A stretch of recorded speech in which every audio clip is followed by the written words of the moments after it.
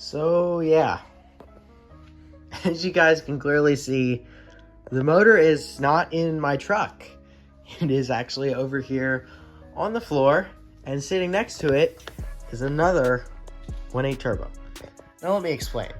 Welcome back to the channel and welcome back to another video. This is, or was I guess, my 1.8 turbo swapped Mark 1 Rabbit pickup. As you guys can see, there is no motor in it right now, and that is because I took it out.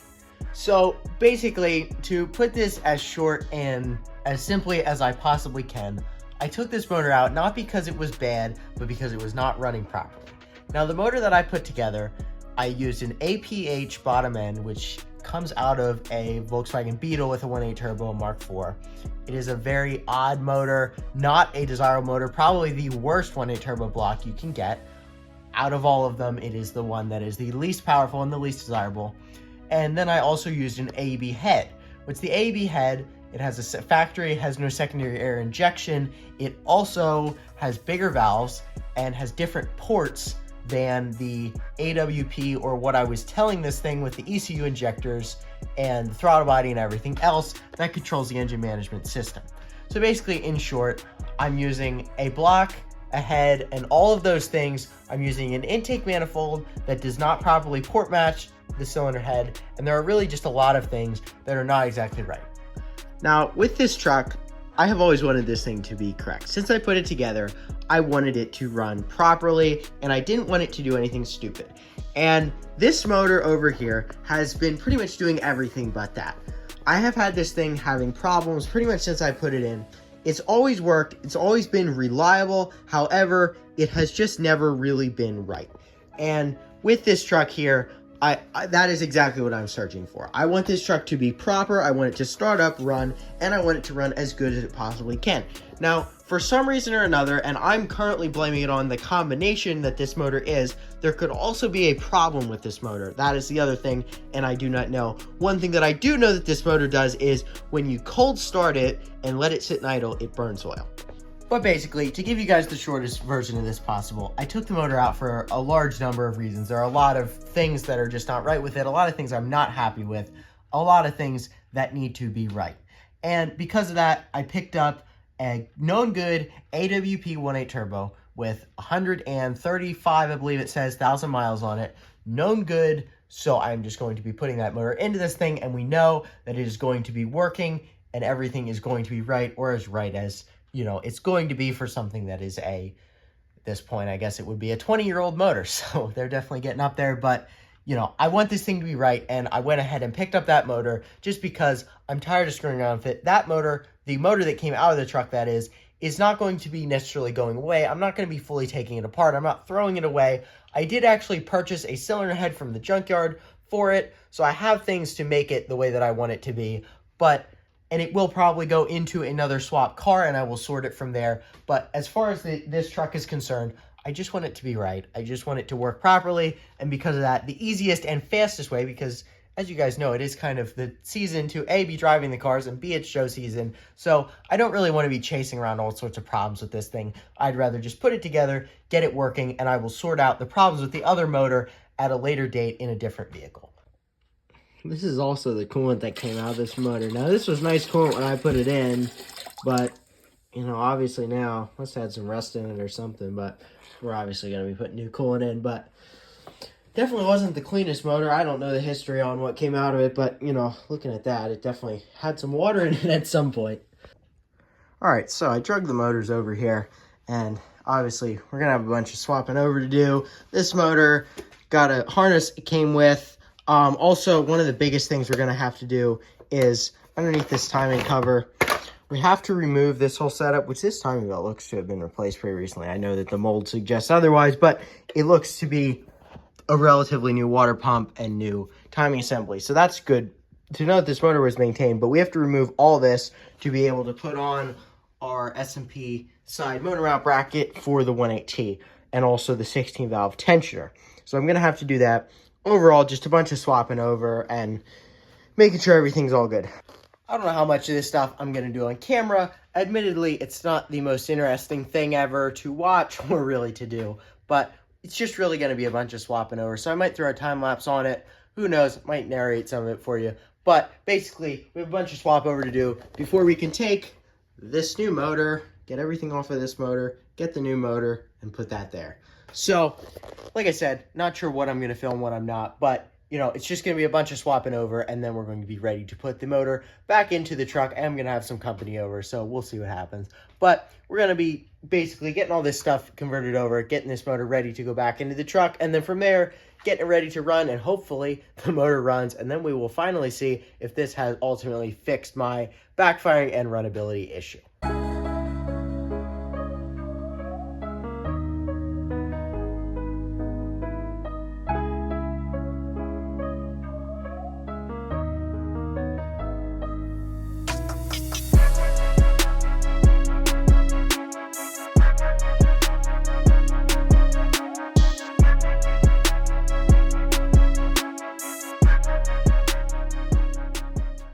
So, made some pretty good progress tonight.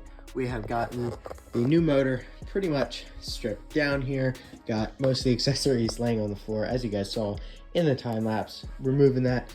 This is just a pile of bunch of stuff we're not going to be using. And we have this pretty much stripped down to where we want it to be. We still have some things to take off of this one, but mainly it's now going to be a matter of taking things off of the old motor and really getting everything onto the new motor, and then at which point we'll be putting it back in. But that's going to be a problem for tomorrow. So next thing up is going to be getting all this accessory drive, timing belt, and motor mount, transmission, clutch, and most of those things transferred over to this one. And then once all that's done, then we're going to go ahead and put this thing in the truck and figure out if it will run or not. So I put some good work into the truck today so far. Obviously, we've got a pretty large mess of parts that came off of the new motor. I have also made some pretty good progress on stripping down the old motor, as in I am basically done with that. As you can see, there is no longer a timing belt, water pump, the whole entire accessory drive, basically all the coolant hoses, pretty much everything I need has now been installed onto the new motor. So we've got the fuel rail with the good injectors out of the old one, throttle body, alternator, coolant lines, we have the plastic flange, because this one came with these, and these things, obviously, for one, they corrode, but two, those things are known for leaking. Those metal flanges on 1.8 turbos on the Mark IV platform are very well known for having issues. Now, another thing that we also did was we put on the new tensioner that came on this motor. I was surprised, but it looks to be about brand new, so that's cool. Also, went ahead and we have the timing cover on here. Go ahead and pull this off, and I can show you guys if it'll come off here. There we go.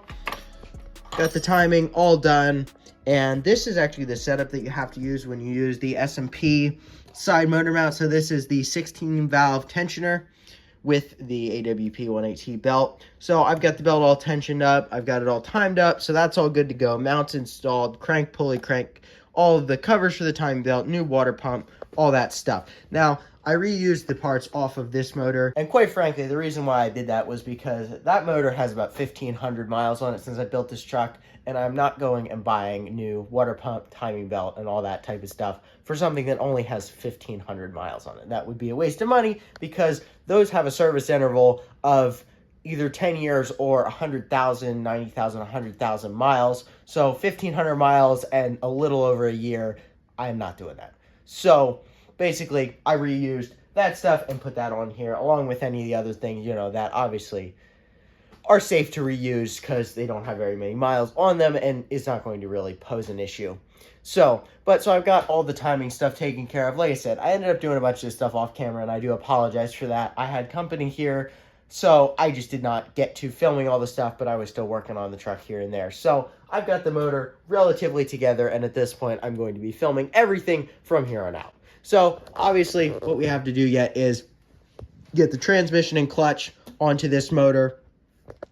We also have to do a couple of things with the coolant pipes on the back side. Got the CTS secondary air injection block-off plate because, as you guys know, this is an AEB head, which has no secondary air from the factory. This one does, so we had to get a block-off plate for that. I have to hook up the PCV things, intake tubes, some stuff on the turbo. Now, this does have an aftermarket turbocharger on it. It is a KO3 Sport, so we're going to give it a shot and see how it goes, because I'm not entirely happy or really sure that this turbo does not have some form of issues. So we're going to leave this one on for the time being and see what happens.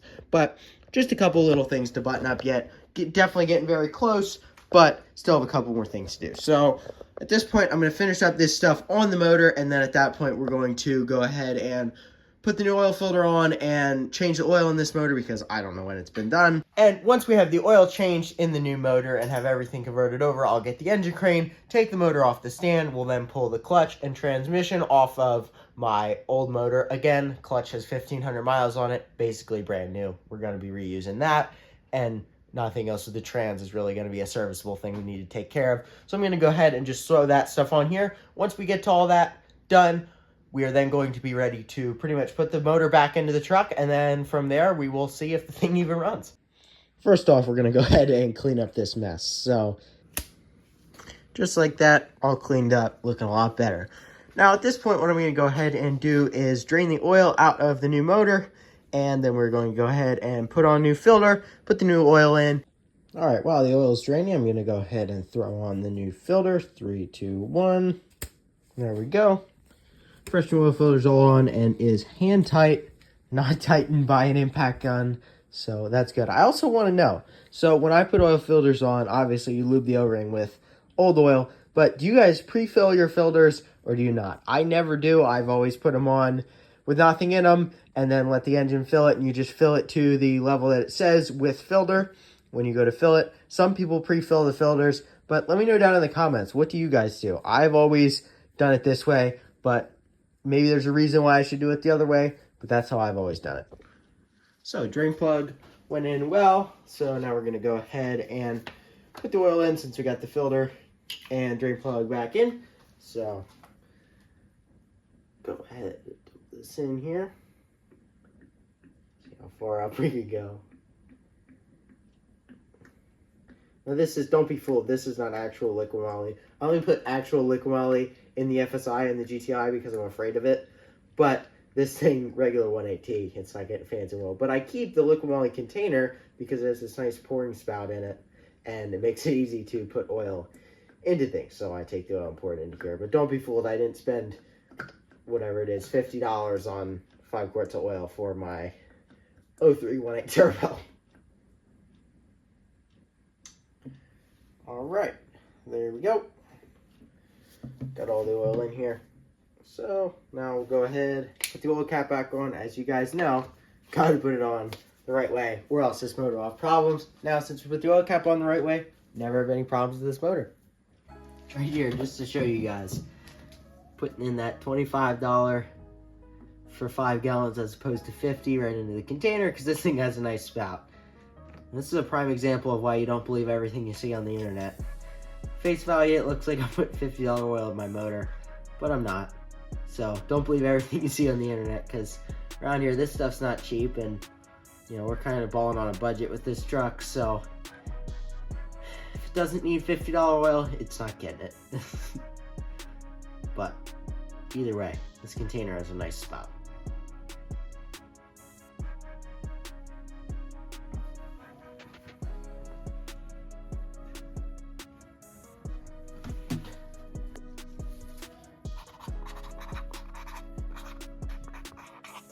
There we go.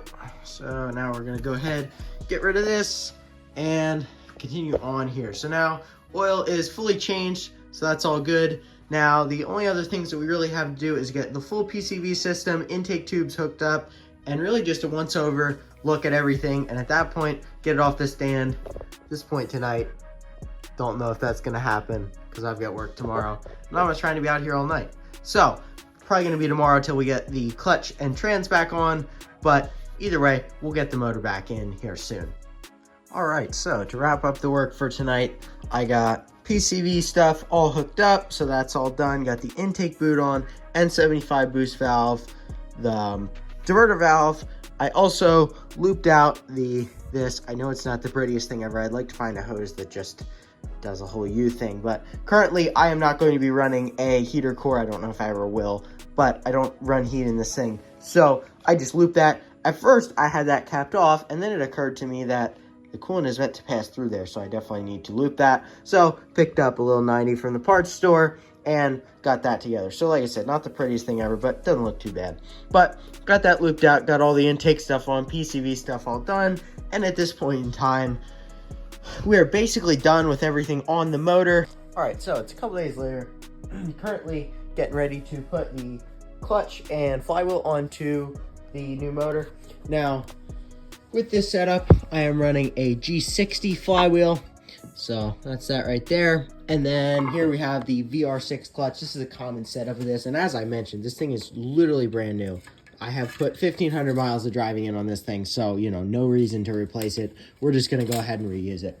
Got that, and obviously our O2J transmission here. And so I'm going to go ahead and bolt the flywheel up onto here, get the clutch all torqued down and everything. Go ahead and throw this on. And at that point, we should be ready to take this, throw that back in there. Just like that, transmission and clutch assembly is all on the new motor. All right, so Saturday morning, and got everything all ready to go on the crane. So I'm gonna go ahead and take this, push it outside because I have to be able to fit the crane in front of it. So I'm gonna push this outside, and I'm gonna put this on time lapse, and we're gonna go ahead and drop that motor in here.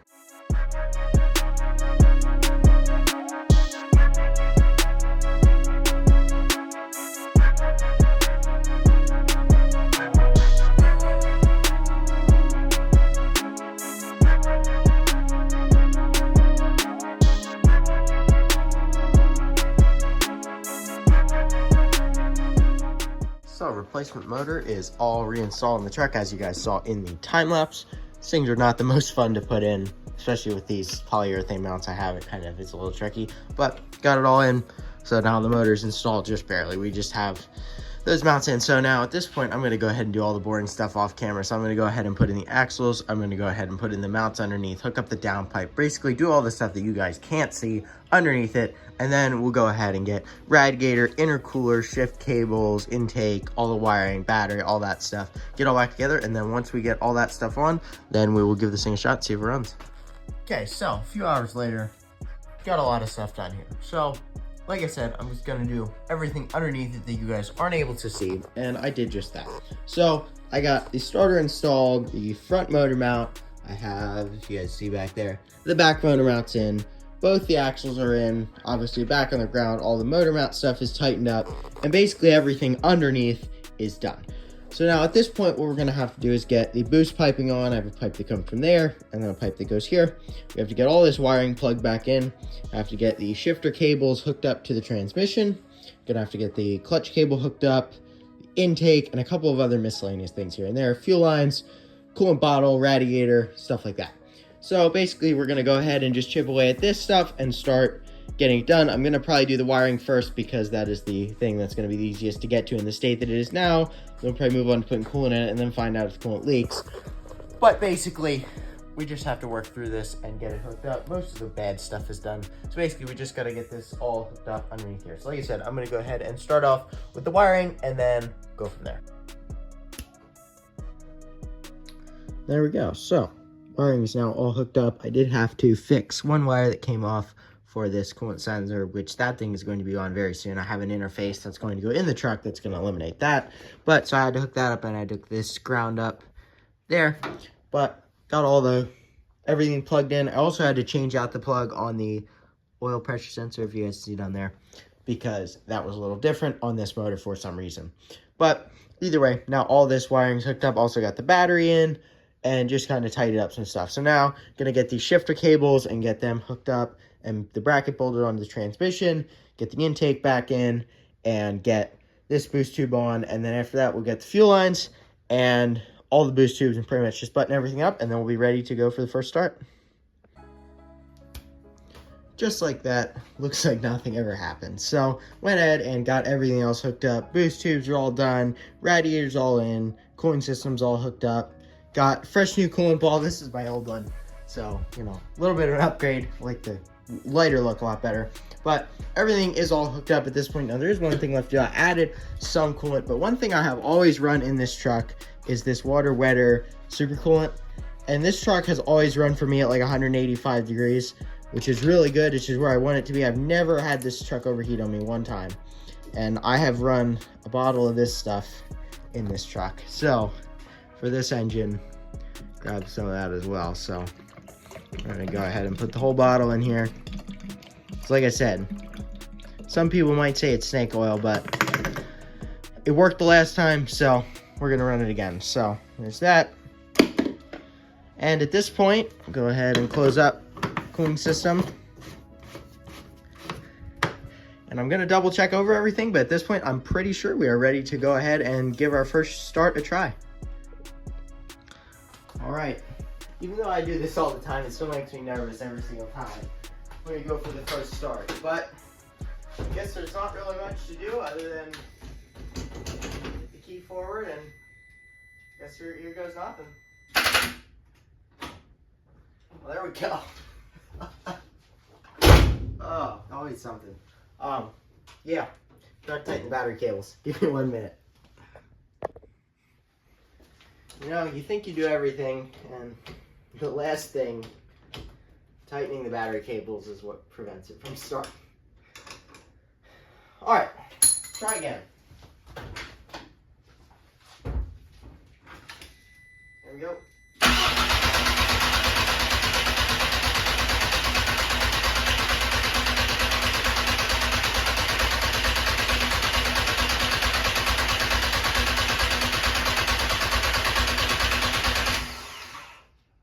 Nice. Give it another shot here.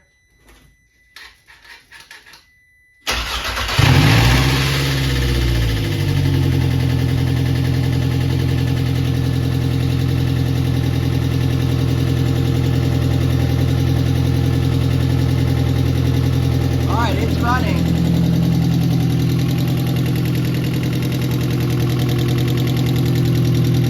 A little noisy in the top end. We'll let it see if it builds a little bit of oil pressure.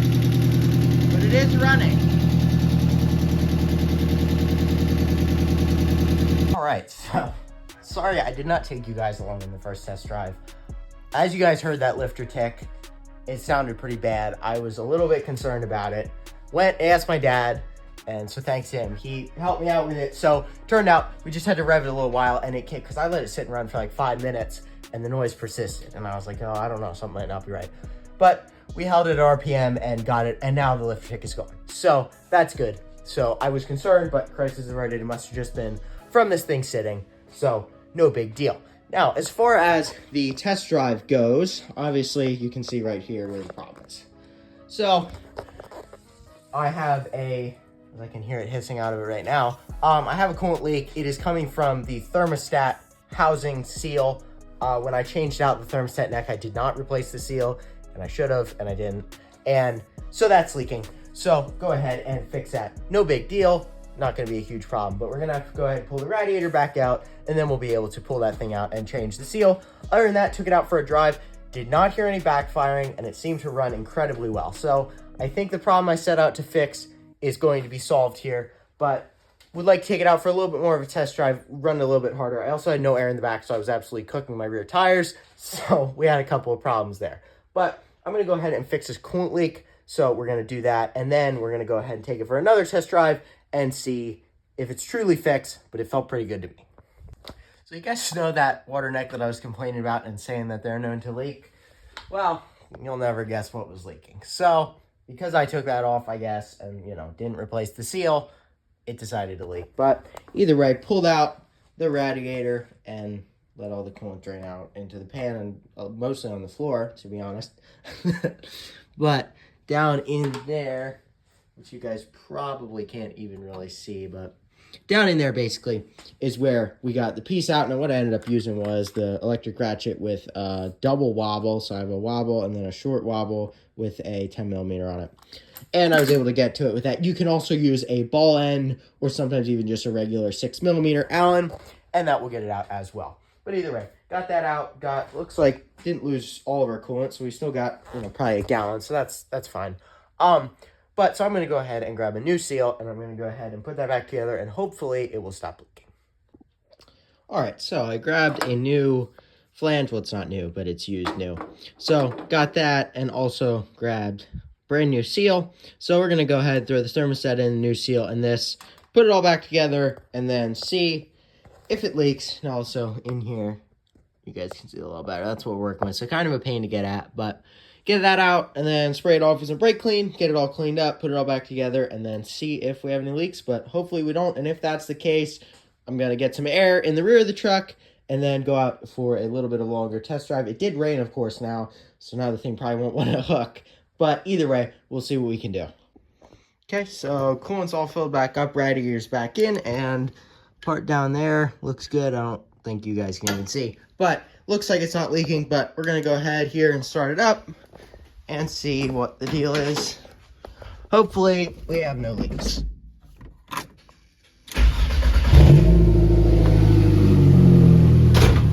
As you guys can hear too, the lifter tank is gone, so that's super good. But I do not see any leaks. Like I said, I'm sure you guys can't see, but it doesn't look like we have any leaks, so that's a good thing. Hopefully it's all good. I'm going to go ahead and button up a couple other things, and we'll go take it out on the road for a little bit of a longer test drive. Alright, so we're currently out test driving it, and I'm telling you guys, this thing runs so good. So much better than it used to. It's almost unbelievable. Before, when I put my foot down in second, I wouldn't lose it. This thing, at this point, you put your foot down in second gear, and it absolutely lights off. I'm going to show you guys here in a minute.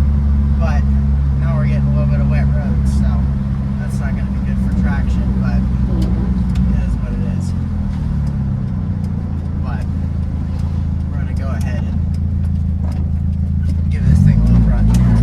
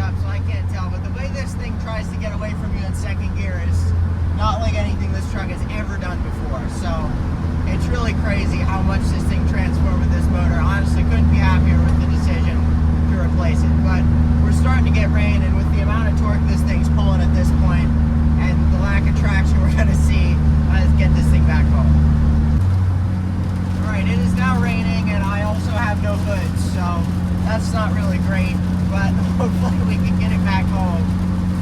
Definitely not the best situation, but I guess that's what I get for being lazy and not putting the hood back on, but we'll see.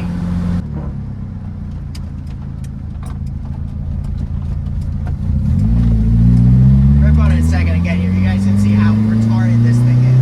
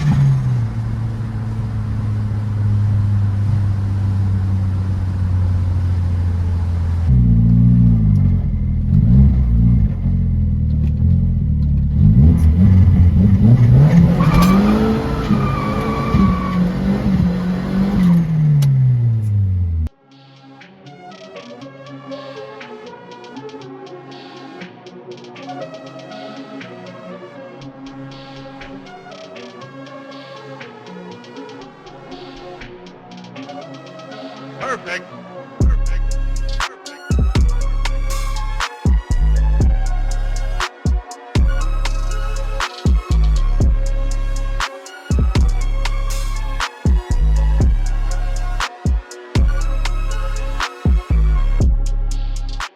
All right, so it is the next day after first test drive with this thing, and as you guys can see already, deep amidst yet another project, but that is a topic for another day. Obviously, the truck's on jack stands because its wheels are in here. But basically, overall, very happy with the performance of this truck.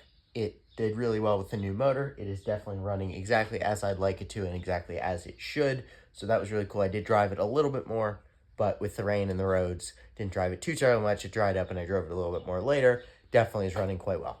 I also did kind of figure out what exactly went on with this and why exactly this wasn't working. So basically, this is the AWP gasket. This is the AEB head. You can see how these didn't match, and I know that. But if you take a look in here, you can see those patterns inside of the intake runners. It's kind of hard to see, but on those valves. And that is exactly where this was covering it up. And also, this is the exact same over here on the intake, also an AWP intake, which has different ports than that motor does. Now, all that said, that is definitely what was causing my problem and why this motor was not running correctly. So I could have probably just put an intake on, but just putting an intake on is very expensive. I would have had to get an aftermarket big ported intake to make this work properly, or put the other cylinder head on, and with the thing already having some smoking issues with potentially the bottom end, wasn't really worth it for me at this point. I'll deal with it in another vehicle, but for this truck, like I said, I just want the thing right, and that's exactly what we set out to do, and that's what we accomplished here, as far as I can tell. But I was happy to find that that is definitely what was going on with this motor, and why exactly it never really ran exactly as it should have, and also why the backfiring was happening, because with that intake being partially blocked off, it wasn't allowing the valves to get proper air. It was getting too much fuel, causing it to backfire, and thus the problem, and also why the thing never really ran right. So it's really nice to at least figure out what was going on and why that happened. But either way, that's going to be it for this video. And as far as the motor replacement on the truck, this wasn't exactly something I was planning on doing, but just kind of got tired of screwing around with this thing never running right, and the backfiring was driving me up a wall. So finally happy to have that done. Now we're going to progress with some of the other parts and pieces we have to install in this thing, making it even better than it is now. But having it running right is definitely a very big step in the right direction. So with that, that's going to be a wrap on this video. Thank you all for watching, and stay tuned for the next one. Peace.